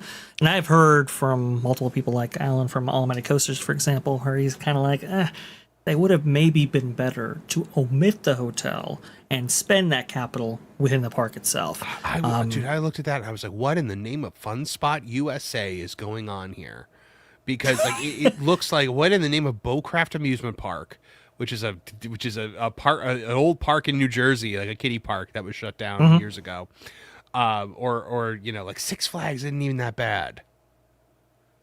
Yeah, I've heard the thinking was Peppa Pig, Legoland, kind of a place right there, which is fine. Mission accomplished. Well, yeah, exactly. But it might have been that Frisco wasn't necessarily the best place because there have been restrictions there that may have, prevented them from building out some of these things. And they might have built this thing in such a way that it can quickly be turned over. So maybe that's why a lot of the custom theming wasn't actually there. Who knows? But I don't think it has quite worked out to Universal's expectations. We'll see, though. I want to really hear from them what they feel about this park upon opening and the financials related to it. Yep, absolutely. All right, guys. Thank you very much, Christian Corleo, for those super chats. Go watch a YouTube video about that Universal Kids Park, like a walkthrough. It's just very underwhelming. And I think that like after Epic Universe, everyone has kind of expected everything to be on the level of Epic Universe. Now, with the kids park, I think it may have been unfair to expect an Epic Universe level park out of that. When it comes to Universal UK, however, Epic is the measuring stick for that. Yes, absolutely. Yeah. And I am kind of wondering how that's going to hold up here, especially as Comcast splits off NBC Universal. Funding wise, I'm a little concerned about that park. But that's just me. We'll see. Yeah, that is a big story though. That Universal, including the theme parks, that the studios and theme parks are splitting away from Comcast proper. Right. Which Good for them though, because Comcast is the most hated company on the planet. True. So it is up there. Comcast and EA used to trade back and forth for like most hated company on the face of the planet. So Understood. Vash, Understand.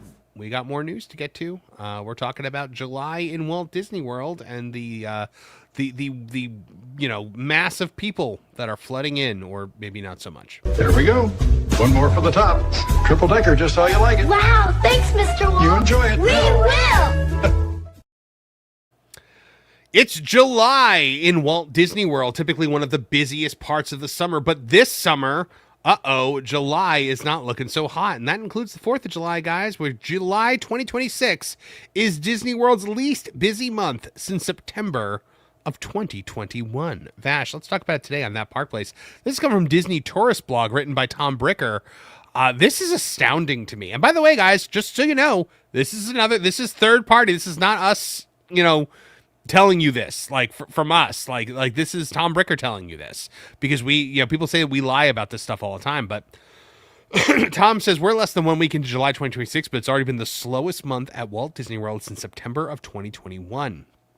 Wait times over the Independence Day holiday weekend were predictably low, despite sold-out park reservations for annual pass holders and resort restrictions to ensure adequate fireworks viewing for Magic Kingdom area and overnight hotel guests. Okay, so what happened with here's the thing. I know people that were there at Epcot and at Magic Kingdom for the fireworks, and they were like, yeah, it was packed. And it was. It was packed. A lot of people. America 250, there were a lot of people there. The rest of the day, however, probably not nearly as much, Vash.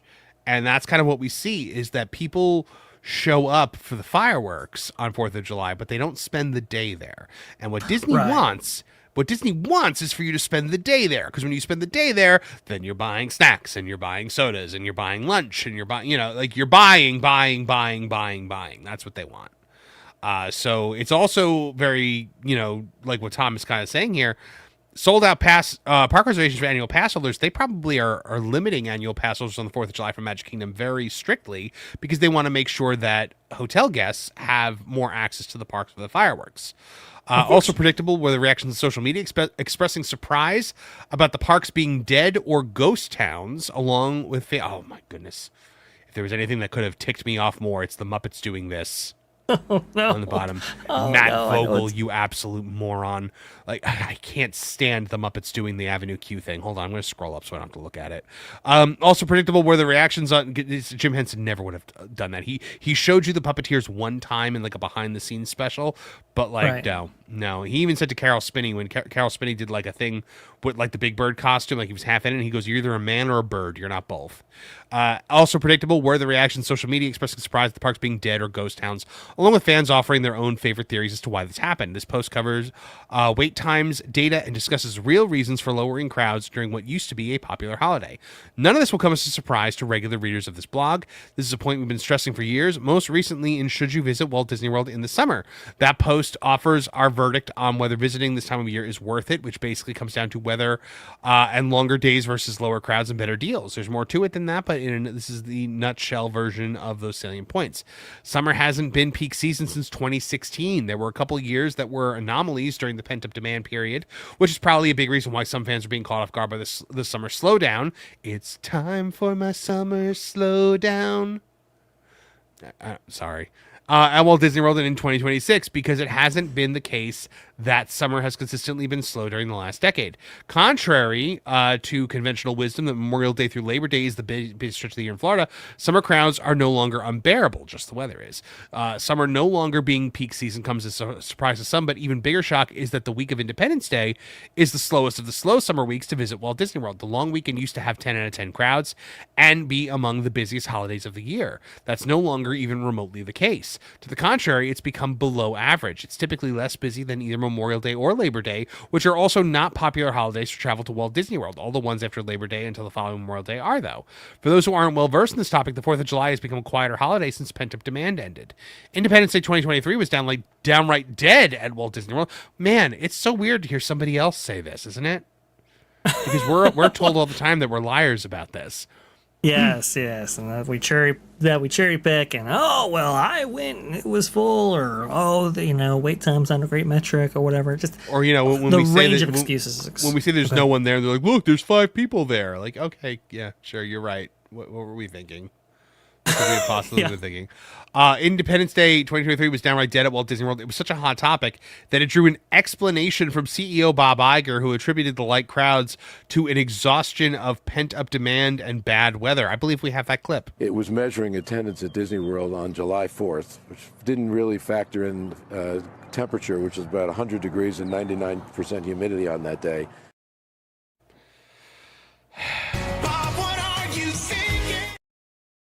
So good. Oh, God, it just like, come on, Bob. Like, Independence Day 2024 crowds were again unexpectedly low, even minus blockouts. We covered that one. I remember that was one of the first things I covered for that park place was 2024 crowds. While Disney World as a whole had an average wait time of 26 minutes on July 4th, 2024, that was down as compared to the last 2 weeks of June, which had average wait times of 35 minutes and 31 minutes. 4th of July 2025, crowds were similarly slow. We were actually on the ground, boots on the ground to cover this. First week of July had a 26-minute wait average and a crowd level of 1 out of 10. Sunday, July 6th, was the slowest day of the summer and the entire year up to that point. This was a sharp contrast to the last week of June, which was tied for busiest week of the summer. We have consistently predicted that the first week or so of July 2026 would not be busy. To the contrary, we've been imploring our readers to target this particular week for their summer vacations for over a year. We went as far as to add the week around Independence Day to our list of the 10 best and 10 worst weeks to visit Walt Disney World in 2026 and 2027. We made the case to visit during this specific week of summer last November in a standalone. Yeah, okay, we get it. Tom, you're telling people to go. And against that backdrop, let's see how our predictions performed via wait times courtesy of ThrillData.com. So you start with a look at the monthly wait time data, which shows every month since the beginning of 2019. We're only 6 days into July 2026. So this is obviously a very incomplete picture. Nevertheless, offering this view because the month is already split into 2 weeks and because this underscores just how slow July has been thus far. Here is July, Vash. You see it's green. That makes it the slowest month since right here, which is September of 2021. Now, I don't know if you remember what was happening in September 2021, but obviously we were still in the pandemic at the time. We were coming out of it, and this was when New York and California closed back up. Right. Do you remember we were coming out of it, and then all of a sudden they pulled back? I do remember that. Yes, I remember that very vividly. It's a terrible time for sure. Also, too, I think, were there mask restrictions at both parks during that time? Yeah. Okay. Yeah. So that obviously has an effect on this too. Yeah. The mask Hold on. September 2021. Did you still have to? I think you had to wear masks indoors, right? You didn't have to wear them all the time, like the summer of 2020. I don't remember 100% because I started taking my wife, who was my girlfriend at the time, I think November of 2021, and yeah, I think we did not have to wear masks on that trip. So that was only 2 months. So maybe masks were already gone, but for most of 2021, you had to wear a mask, and it was terrible. But nobody came near you, which was awesome. So this is we're only currently the last month to have lower crowd levels was September 2021. This is back during the phased reopening when the Delta variant and reinstated face mask rules caused a surge in cancellations. It's safe to say that July 2026 won't end up being quite that slow. You're right. Okay. Before anybody gets on me, you're an anti-masker or whatever, just understand that when I wear a mask, like, fogs in my glasses, can't see, might as well not even be there. Mm-hmm. So, for me, it's just like a no-go. It's just, I can't do it. And nobody, quite frankly, wants to go to Walt Disney World anywhere near summer with a mask restriction. It's just, it's in the data. It's undeniable, and this is why Tom Baker is talking about it here. Like the summer in Orlando with masks on was horrible. That's gotta be rough. It was not fun, man. It was not fun. But because let's start with a look at the monthly wait time data, which shows every month since the beginning of 2019. Oh, hold on. We read that part already, I think. Here's the weekly view, which shows summer slowdown in action since around Memorial Day. So this is the week. I guess this is the weekly view right here. Yeah, and so you see we had a. Oh no, that's not the weekly view. I think the weekly view is maybe down here. I don't know. Average wait time for one. Oh, this is over the year. Okay, so you see the spike, you see it down, and we are all the way down here, dude. That is not good. That is not good for them. All July needs is a 26-minute average to tie with 3 other months for the slowest since September 2021. Also notable is that August is usually a little less busy than July, and September is typically the slowest of all, in which case it's possible that crowd levels in September 2026 rival September 2021. Wouldn't that be interesting? That, because there'd Would be very, nothing to explain that away. Mm. So you said July 1st was the high watermark with 3 out of 10 crowd level. That's nothing. 30-minute average wait time. Every day since has been 1 out of 10, with one of those dates having wait times. And yes, guys, you will see like pictures from Magic Kingdom on the 4th of July where like this whole thing will be filled with shoulder to shoulder people. That's because they show up for the fireworks. Again, not what Disney wants. Yeah. They want you staying there all day. They want you staying there. They can have you stay as long as the fireworks. Mm-hmm. Are going to be launched off, because the hope there is not to get just one bite of the apple, but 2 with lunch, dinner reservations, obviously, merchandise sales. All of that's part of that. That's why they put on those lovely fireworks presentations. Mm-hmm. But it only works if people are actually doing their part and buying that stuff, which clearly I don't think people necessarily were. One thing to point out here, Vash, is on July 4th, Magic Kingdom outperformed slightly, but Epcot did so massively with a 7 out of 10 crowd level. So Epcot was crowded. On 4th of July, Epcot was crowded. But when you looked at, this does make sense, and he points it out here, Magic Kingdom and Epcot both have fireworks for 4th of July. But like Animal Kingdom and Hollywood Studios were dead on the 4th of July. So... also worth pointing out that the crowd levels are statistical, meaning they measure wait times as opposed to park congestion. Usually wait times are a good proxy for crowds, but not always. Magic Kingdom and Epcot fireworks viewing areas on Independence Day are a prime example of this exception, as they were undoubtedly very busy. That's precisely why Walt Disney World sold out of park reservations for APs despite low wait times. Then there's Animal Kingdom and Hollywood Studios, which were extremely slow by any measure. Both parks had their lowest wait times of 2026 on the 4th of July and were even lower than the last few years. Hollywood Studios had an average wait time of 20 minutes, which is extremely low for Hollywood. That's lower than any day I visited DHS since the COVID days. I mean, I should have gone to Hollywood. I was too busy making barbecue all day. But, I should have gone. Should have gone there. Now, he points to economic anxiety. He says the economy is something that inevitably comes up in comments to posts like this, and understandably so. At the same time, any theory that could be contradicted by higher crowds in the last few months or the next few months is off the table, meaning that higher prices, fewer perks, and companies' reputation do not explain the lower summer crowds trend. We figured this was worth a reminder, as Walt Disney World just released October through December discounts, which offered abysmal availability. Already, many resorts are sold out, and Disney's CFO has indicated that bookings for the coming quarters are up year over year. So it's not to say that Walt Disney World doesn't have a pricing problem. It does, and they have discussed this in countless posts. Vash, what do you think is happening here?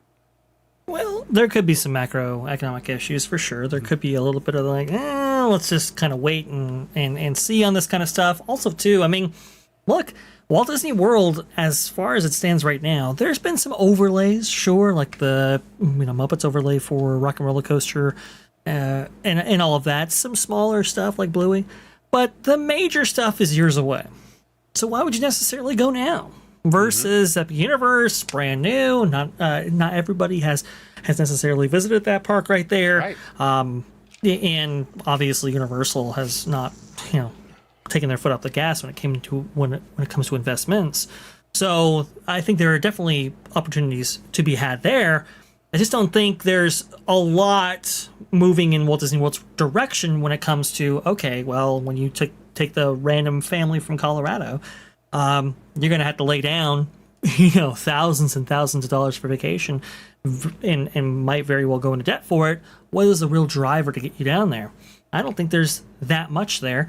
And I if I remember correctly, the international visitation has still not yet been restored to its pre-2019 levels. That also playing a big dramatic effect, I think, in the amount of spending going on at Walt Disney World, which is why they might be so aggressive in raising prices the way they have been, even though there are less guests.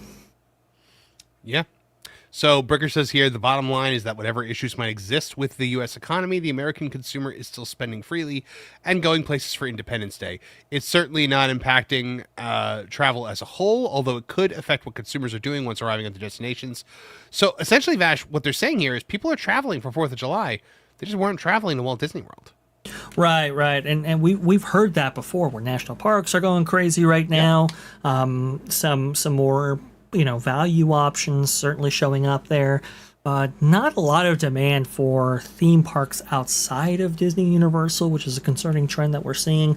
But for Disney itself, at least in Walt Disney World, like I was saying before, why would you necessarily embark on a vacation now when you can wait a couple of years and get Cars Land, get Villains Land, get some of these new enhancements that they have, that they've touted here for going on a couple of years now. So I think that might be part of this calculus as well. There's just, I think Walt Disney World could really do some very, very good things when it comes to attendance concerns, if in fact they were to roll out a very nice, robust entertainment spread. We're not necessarily seeing that from Walt Disney World, though. They did the what is it? The Electrical Parade. Version 3 for Walt Disney World last year, right there. Right, and it is pretty good.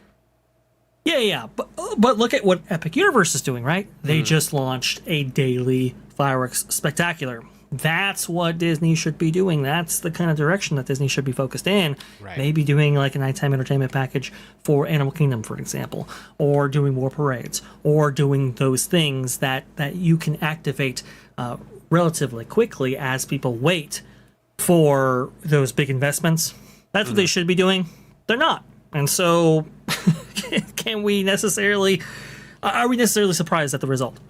Right. I agreed. 100% agreed. All right, guys. So there you go. People are traveling for the 4th of July this year. They were traveling about, but they were not traveling to Walt Disney World.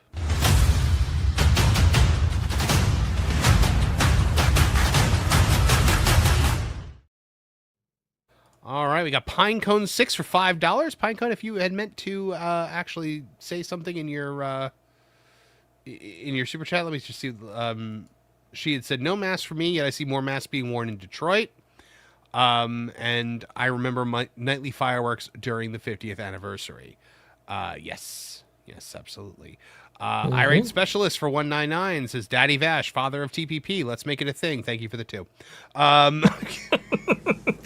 Would Jonas be Mama? Well, no.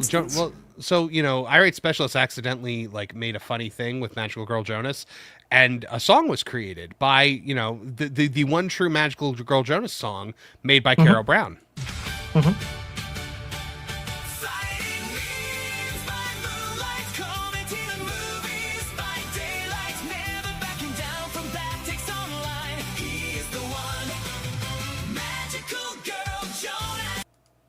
There you go. The one true song. Fantastic. So funny. Oh, you stinker. Let's see. All right. Well, we got one more story to get to today, Vash, and we're going to try to hit it quickly so that we can get out of here in time for your show, because I know you got a lot of great stuff coming up. So let's hit it to win it right away. It is our big grand finale of the night. If I could just actually share it correctly, and good Lord, this ad. And let's get into it right now. I just can't wait for 3 days of you and me. Well, there might be attendance woes in Walt Disney World this summer, but one place where Disney does not have any attendance woes is at their VIP after hours events. They are selling out night after night. Let's talk about why on That Park Place. Vash, it seems that it's possible that these hard ticket events, after hours events, are actually boosting Walt Disney World's attendance and keeping them afloat right now at a time in which daytime attendance may be falling by the wayside in the summer months. As we've seen, July 2026, we covered being the lowest attended month in Disney World since, September 2021. And right now we're seeing right here, the after hour parties are selling out. Unfortunately, Mickey Visit, this website right here, is not working and not letting me scroll. So we're going to have to try to find this on www.magic.com about, how many days are being, sold out for things like Mickey's Not So Scary Halloween Party, and, other kinds of hard ticket events. I think Not So Scary is actually outpacing Oogie Boogie Bash at Disneyland. Is it really? Which was that doesn't happen really very big. often, does it? No, Oogie Boogie Bash used to be the hottest game in town. In fact, to find tickets weeks after the fact was previously unheard of. And here we have Mickey's Not So Scary really doing a bang-up job numbers-wise over Oogie Boogie Bash, which might speak to the staleness of an event like that on the West Coast. But East Coast, they really are leaning into these after-hour parties and events and so forth. Like you said, could be to augment attendance patterns, but also too, it's another revenue opportunity that they're taking advantage of. Mm-hmm. Well, now let's take a look at this from www.magic.com. Mickey's Not So Scary Halloween Party 2026, August 11th now sells out. So there are no $119 nights remaining. The last $119 night is gone. Mickey's Not So Scary Halloween Party on August 11th is now sold out, leaving no remaining party nights below $129. August 11th and 14th were the only two nights priced at $119. August 14th sold out earlier. Now August 11th has followed. Here's how the sellouts are stacking out. October 31st sold out on day one of general public sales. That's obviously Halloween. And the 14th and the 11th have both sold out. What's still available? You have opening night is still available. That's at $159. August 18th, the August 21st, 23rd, the 25th, 28th, 30th, a bunch of days in September and a bunch of days in October as well. But, this early in the game, we already have 3 nights sold out. That's huge. But the big issue, the other big one right here, Ash, is Magic Kingdom Disney After Hours 2026 is completely sold out. So Disney After Hours at Magic Kingdom is sold out for the 2026 season, July 13th and 27th. The last 2 remaining dates have both sold out, meaning no Magic Kingdom After Hours tickets are available for the rest of the year. And so if you still want to experience After Hours in 2026, dates remain at Epcot and Hollywood Studios through September. Epcot is still available July 9th, 23rd, and August 16th and 30th, and September 16th and 24th. Hollywood Studios at July 8th, 15th, 22nd, 29th, August 5th, 12th, 19th, and 26th, September 2nd and 12th. So the entry begins at 7 p.m. for this, and the event runs from 9:30 p.m. to 12:30 a.m. And I actually went to one at Magic Kingdom and one at Epcot this year. And both were actually really fun, Vash. I thought, and look, they're not cheap. They're like $169 to $159, $179. Right. But you do get, unfettered access to the attractions. We walked onto everything. And you get the free Mickey bars, the free soft drinks, the free popcorn, etc. That being said, do you think that this is Disney's new strategy to run these after-hours events to bolster the attendance? Because now, when they count the attendance, Vash, they count the attendance for Magic Kingdom essentially on these nights twice. Yes. Yeah. You get 2 bites of the apple right there, which is very, I think it's something that they are relying on attendance-wise for sure. There's no question about that. But also, too, revenue-wise, right? So if you can sell a park twice in a day, double your money effectively.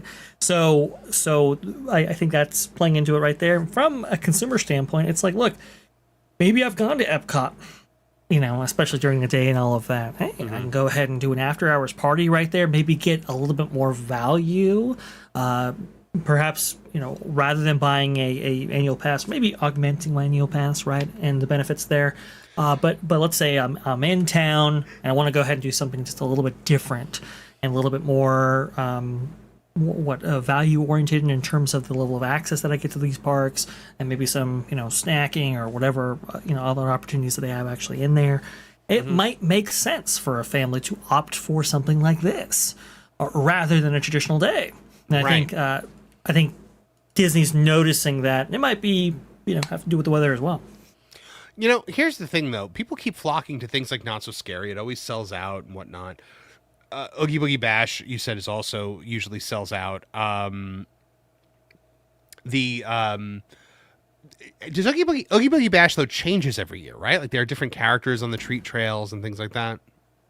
Well, and that's the thing. It changes a little bit, and so a lot of people have looked at Oogie Boogie Bash and gone, look, for the value, especially as it relates to the Halloween festivities over at Universal and Knott's Berry Farm and other places in that region. It's become a little bit stale because they haven't necessarily changed out those characters on a regular basis. They change maybe 1 or 2 out a year, but not enough. And now you have a lack of parade option because of the Coco construction there. So you have some things factoring in there with people saying, you know what, not this year. Versus, I think Walt Disney World, it might be a different equation, right? You might have people, locals looking for something different, or people flying in there and saying, hey, let's go ahead and spend the day with the family, maybe at the resort, pool, all of that, and go when it's lighter crowds and later in better weather. I could definitely see myself making that distinction there if I was actually staying on Walt Disney World property. It sounds like a better time, at least in my mind. Mm-hmm. Absolutely. The problem with Not So Scary to me, though, Vash, is that it never changes. Not So Scary never changes. Like, it's usually the same. Sometimes maybe you'll get a new character one year or something like that, but the treat trails are usually the same, except for when they have to, like, alter them because of construction. It's always this the Hocus Pocus show was new, 10 years ago? And it's been going, it's the same exact show every year now for the last 10 years. It's the same fireworks show. They changed the fireworks show a few years back, but it's just, it's again the same every year. It's the same candy every year. It's the same treat trails. It's this, sometimes maybe you'll get a new snack or something like that, but for the most part, it's just the same thing every year. And if you've gone once, you've gone a million times. That's why I don't understand when people go every year the way they go. And I think a lot of it is locals. I think a lot of it is locals going to these. Yeah, I think a lot of it is locals, which is very interesting because it's basically exclusively locals, at least on the West Coast. But because of that, the West Coast has changed up just a little bit in order for it to feel somewhat fresher. Versus, I think, with Walt Disney World, they can get by with not having to change as much, given the mix of guests. So you do have some locals mixed in with people from out of state or even out of the country, right? And so I think that's why that event hasn't necessarily changed all that much because, well, Marvin, if you sell it every single year, if it ain't broke, don't fix it, right? Exactly, right? There's no incentive to change. So that might be what we're seeing here. So there you go. There you guys go. We were having some attendance issues at Walt Disney World currently, but it looks like these VIP private after-hours events may just save it after all.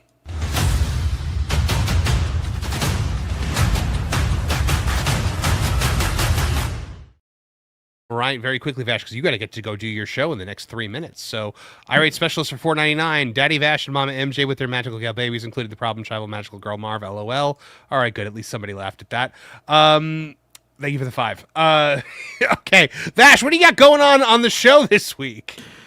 We're going to be talking about, obviously, Celestial Goodnight right there. I think there's a lot of good to be had there. But more than that, though, that epic after-hours party got a lot of people talking about value, and maybe they set the bar a little bit too high in this case. Also, too, on the West Coast side, those Twilight tickets that we were talking about before at Disneyland, well, they've sold out. We're going to be talking about that, some prices and some price analysis there. I think it'll be a really fun discussion right there. Mariah Carey at Disneyland, Fantasmic D mode, Pirates B mode, all that and more. We're going to be talking about on Vashkai Parkcast coming up right now. So hang tight, folks. You'll be redirected. Fantastic. Shortly.